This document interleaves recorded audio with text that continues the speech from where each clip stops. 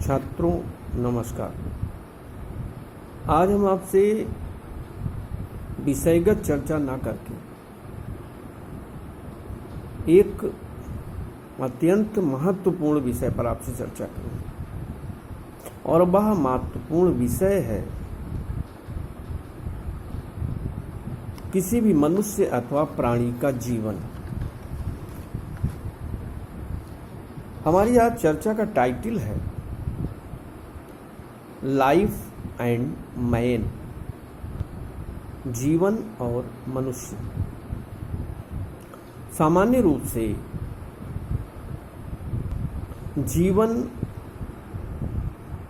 वह अवस्था है जिस अवस्था में प्राणी सांसों के आदान प्रदान की प्रक्रिया के द्वारा निबद्ध होता है, अर्थात उस व्यक्ति को जीवित कहा जा सकता है जो सांसों को प्रवाहित भी कर रहा है और सांसों को ग्रहण भी कर रहा है। जब यह सांस आदान प्रदान की प्रक्रिया किसी न किसी प्रकार से अवरोधित हो जाती है अथवा रुक जाती है तो लोग कहते हैं कि वह व्यक्ति जीवित नहीं है अथवा उसका जीवन समाप्त हो गया। सामान्य अर्थों में हम यह कह सकते हैं कि जीवन वह मनोदशा है जिसमें मनुष्य प्रत्येक प्रकार के कार्यों का संपादन करता है, यानी चाहे वह अच्छे कर्म करने हो अथवा खराब कर्म करने हो, इन दोनों कर्मों का निष्पादन केवल और केवल जीवित रह करके ही किया जा सकता है। हमारे मन में एक प्रश्न उठता है कि आखिर जीवन है क्या, कौन सी चीज है जीवन। Life and man both are interrelated. It means we can say that a man without life cannot be possible। यानी कोई मनुष्य अगर है और उसका कोई जीवन ही नहीं है। सामान्य रूप से प्रत्येक प्राणी जीवित है। यहाँ पर जीवित अथवा जीवित होने का अभिप्राय यह नहीं है कि आप अपने केवल शरीर की सुरक्षा के लिए ही समस्त कार्य निष्पादित करें। जीवन तो वह महत्वपूर्ण अवधारणा है जो किसी दूसरे के कल्याण के लिए सुनिश्चित किया जाए। इस प्रकार लाइफ वह सामान्य शब्द नहीं है जिसको कुछ या कम से कम शब्दों में व्यक्त किया जा सके। आज हम इसी लाइफ के बारे में चर्चा करेंगे। व्हाट इज लाइफ, जीवन है क्या। भारतीय दर्शन के अनुसार जीवन सांसारिक व्यवस्था से जुड़ा हुआ वह तथ्य है जिसके अनुसार जो व्यक्ति जीवित है वही संसार का सृजन करता है।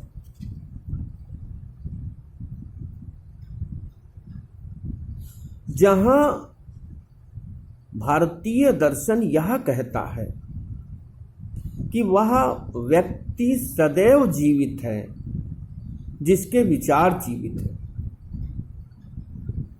यद्यपि भौतिक दृष्टिकोण से हम मर सकते हैं, लेकिन ideas and thought never die. आज मनुष्य जो जीवित अपने आप को कहता है, अपनी 5वीं, 6ठी, 7वीं पीढ़ी के पूर्वजों का नाम प्रायः नहीं जानता है। कुछ लोग जानते भी होंगे, लेकिन क्या कारण है? प्लेटो, अरस्तु, सोक्रेटिस,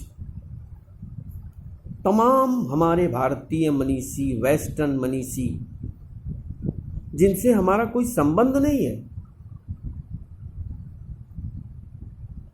किंतु उनके विचारों को हम पढ़ते हैं, आत्मसात करते हैं, आवश्यकता के अनुरूप उनको प्रदर्शित भी करते हैं, उनको प्रकट भी करते हैं। तब प्रश्न यह है कि भौतिकता के दृष्टिकोण से तो वह व्यक्ति मर गए हैं, किंतु विचारों के जगत में वह जीवित। सबसे पहला सिद्धांत यही है, जीवित वह है जिसके विचार जीवित हैं।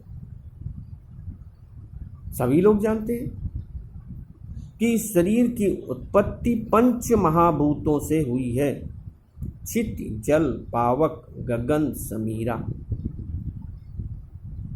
ये 5 तत्व जब इकट्ठा हो जाते हैं तो वह व्यक्ति जीवन का सृजन करता है। और इन 5 महाभूतों में से एक तत्व अगर गायब हो जाए तो वह संरचना मृत्यु को प्राप्त हो जाती है। सबसे महत्वपूर्ण तत्व समीर अथवा हवा अथवा ऑक्सीजन का है। आप सभी लोग जानते हैं कि पिछले वर्षों में विश्व पर एक विश्वव्यापी महामारी ने अपना शिकंजा फैलाया और इस महामारी ने हमारी ऑक्सीजन व्यवस्था को पूरी तरीके से नष्ट कर दिया। शरीर हष्ट पुष्ट होते हुए भी अधिकांश मनुष्यों के शरीर मृत्यु को प्राप्त हुए। क्यों? क्योंकि हवा अथवा ऑक्सीजन की पर्याप्त व्यवस्था नहीं हो सकी। दूसरा,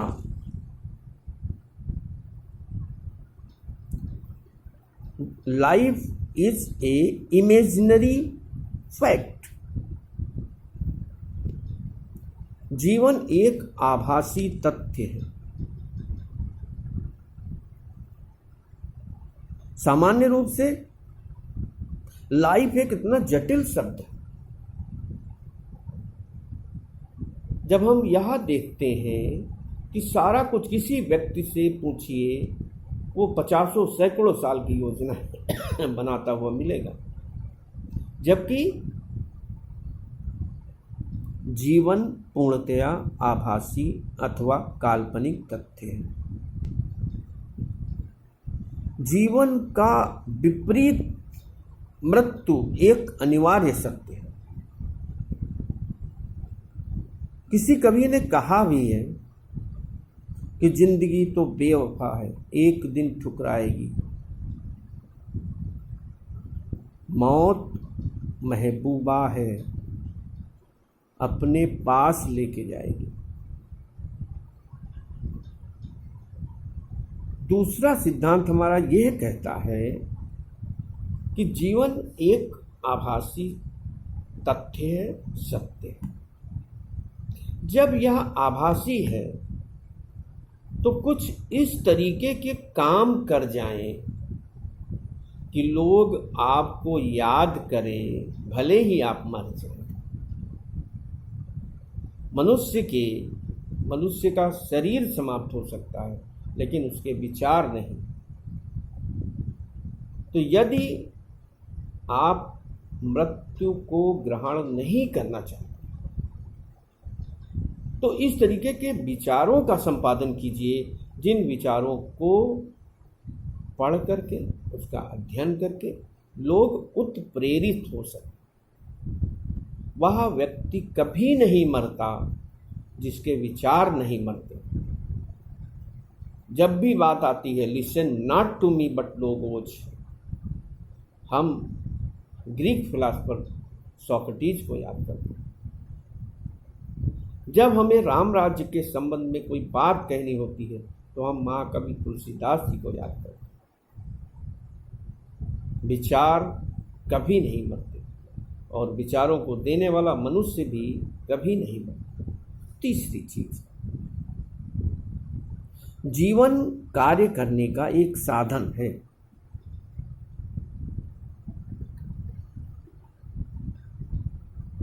जैसा कि सामान्य एक व्यवस्था है,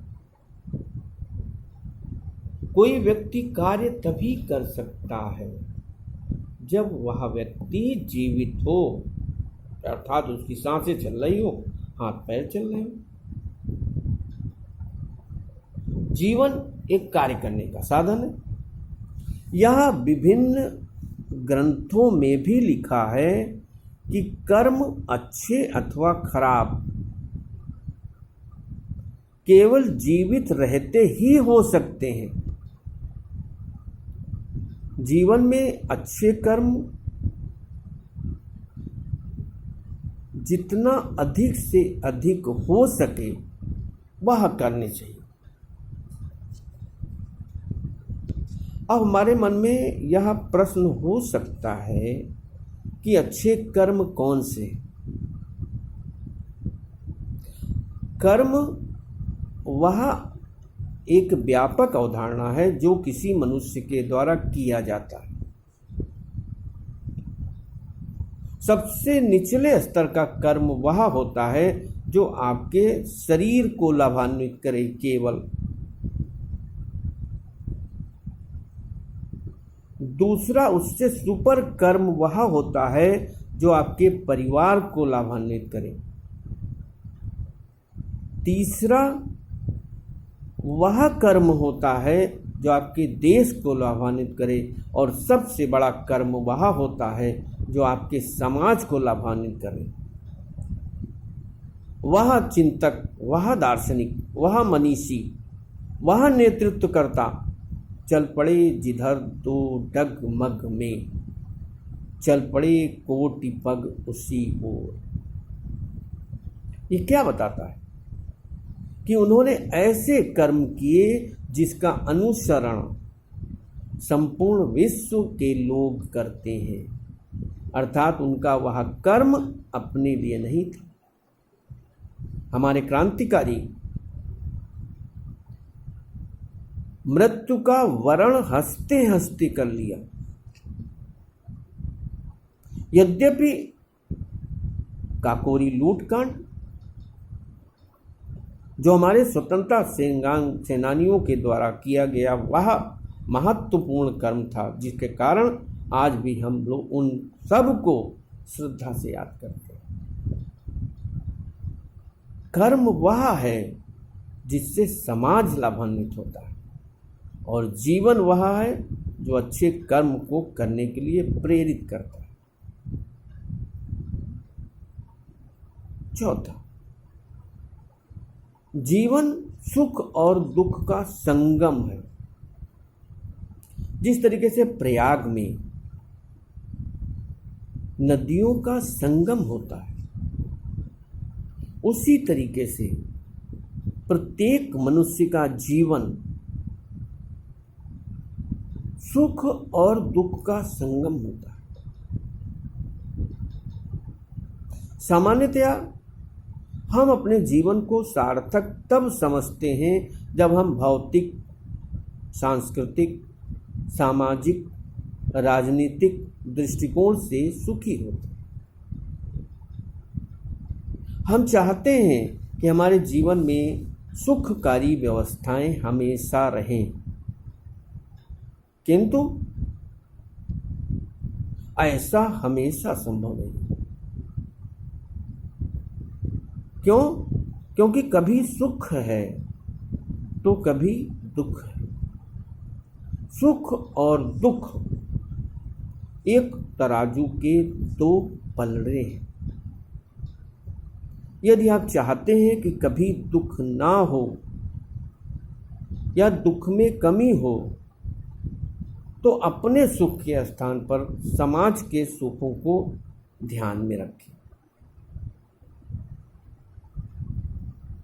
अगर रास्ते पर चल रहे हो तो पैदल चलने वालों का विशेष ध्यान रखें, क्योंकि जब आप उनके दुख का अनुभव अपनी वातानुकूलित गाड़ी के सुख में करेंगे तो भले ही आप उनको सुख नहीं दे सकते, किंतु उनके दुख को अवश्य महसूस करेंगे। यानी जीवन सुख और दुख का संगम है।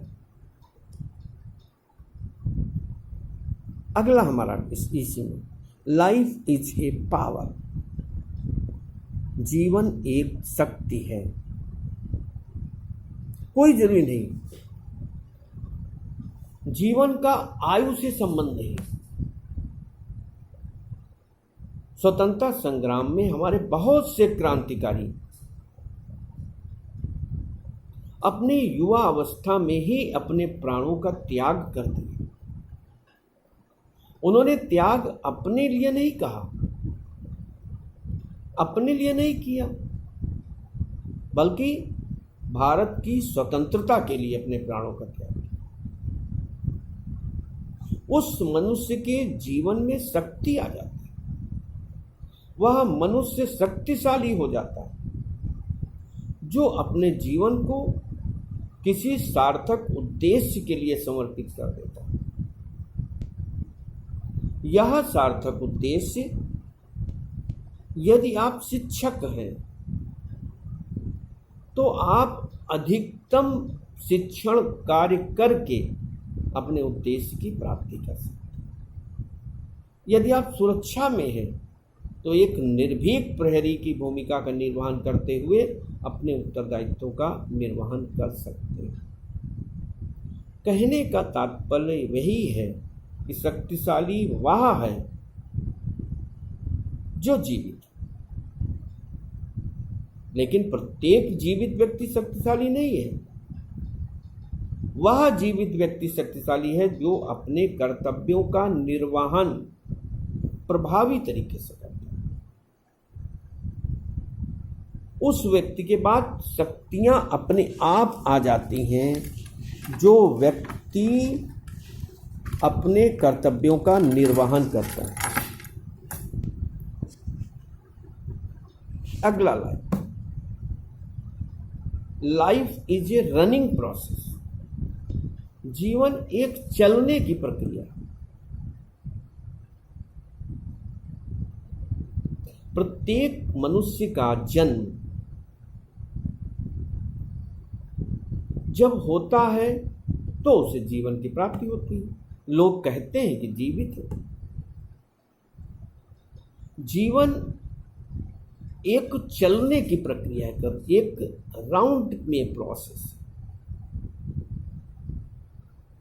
जब हम जीवित होते हैं, मनोविज्ञान के अनुसार शैशवावस्था, बाल्यावस्था, प्रौढ़ावस्था, किशोरावस्था, वृद्धावस्था, ब्रह्मचर्य आश्रम, गृहस्थ आश्रम, वानप्रस्थ आश्रम, संन्यास आश्रम, हर मनुष्य सबसे पहले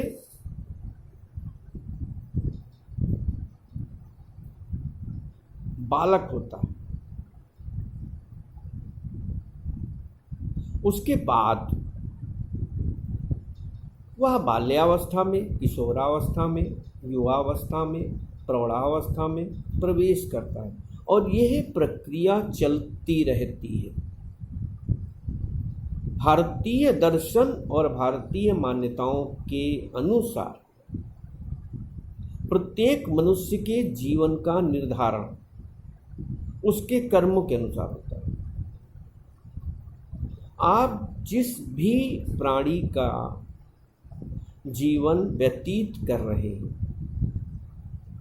उस प्राणी के कुछ मौलिक और अच्छे कर्तव्य सुनिश्चित किए गए। यदि आप उनके कर्तव्यों का निर्वहन करते हैं तो अगला जीवन आपको प्रभावी तरीके से सुनिश्चित होगा।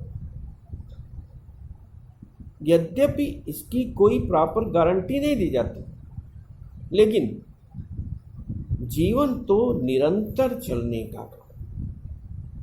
जीवन मृत्यु फिर जीवन फिर मृत्यु फिर जीवन फिर मृत्यु, इस तरीके से यह प्रक्रिया चलती रहती है। जीवन, life is a complex word. जीवन एक इतना सरल तथ्य नहीं है कि इसको आप आसानी से समझ सकें।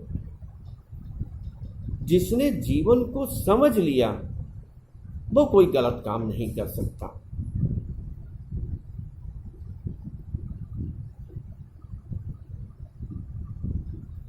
अगला है जीवन किसका महान।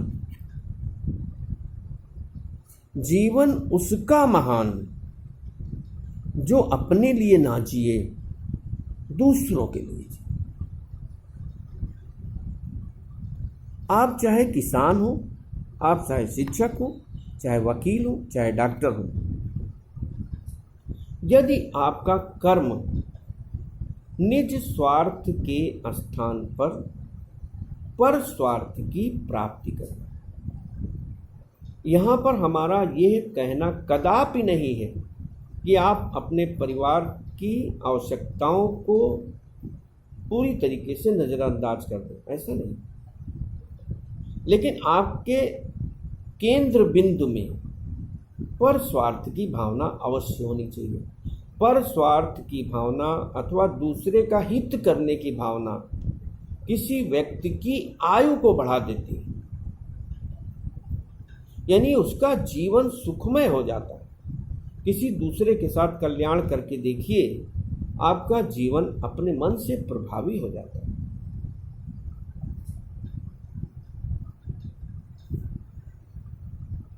लास्ट हम बात करेंगे सबसे महत्वपूर्ण, जीवन आत्मा से परमात्मा के मिलन का एक मार्ग।